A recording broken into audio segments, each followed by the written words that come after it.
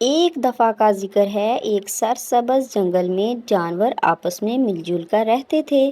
اس جنگل میں بڑے بڑے درخت، نرم نرم گھاس اور رنگ برنگے پھولوں کی بھرمار تھی۔ یہاں پر بڑے اور چھوٹے ہر طرح کے جانور آباد تھے۔ اس جنگل کا سب سے بڑا جانور ایک بہت ہی مضبوط اور بڑا ہاتھی تھا، جس کا نام تھا بلوان۔ بلوان ہاتھی کو اپنی طاقت اور جسامت پر بڑا ناز تھا۔ وہ جب بھی جنگل میں چلتا، درختوں کی شاخیں جھومنے لگتیں اور زمین پر گڑگڑاہٹ محسوس ہوتی۔ وہ ہر وقت اپنے دوستوں اور دوسرے جانوروں کو اپنی طاقت کا مظاہرہ کرتا رہتا۔ ایک دن بلوان ہاتھی جنگل میں گھوم رہا تھا کہ اس کی نظر ایک ننھی چونٹی پر پڑی۔ یہ چونٹی بہت ہی چھوٹی اور کمزور نظر آ رہی تھی۔ ہاتھی بلوان نے چونٹی کو دیکھ کر زور زور سے ہنسنا شروع کر دیا۔ ہا ہا ہا ہا، تم کتنی چھوٹی ہو اور کمزور ہو، بلوان نے مذاق کرتے ہوئے کہا۔ تم جیسے ننھے جاندار تو میری ایک قدم کے نیچے دب جائیں گے۔ تمہارے پاس کوئی طاقت نہیں ہے۔ چونٹی نے ہاتھی کی بات سن کر مسکراتے ہوئے کہا، ہاتھی بھائی،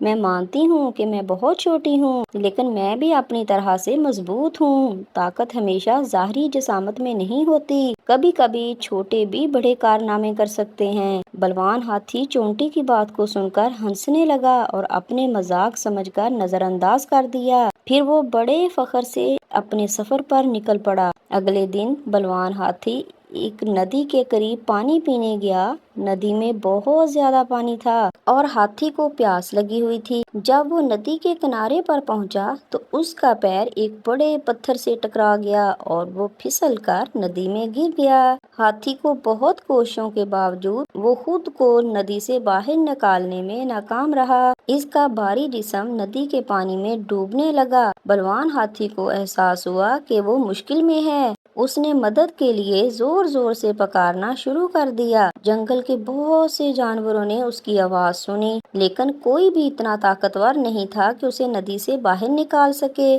اچانک وہی ننھی چونٹی، جس کا نام پڑیا تھا، ہاتھی کے قریب آئی۔ چونٹی نے ہاتھی کو مشکل میں دیکھا اور فوراً مدد کرنے کا وعدہ کیا۔ بلوان ہاتھی نے حیرانی سے پوچھا، تم اتنی چھوٹی ہو، تم میری کیسے مدد کر سکتی ہو؟ پڑیا چونٹی نے مسکراتے ہوئے کہا، ہاتھی بھائی، میں شاید جسمانی طور پر بڑی نہیں ہوں، لیکن میں اپنے دوستوں کی مدد سے تمہیں یہاں سے نکال سکتی ہوں۔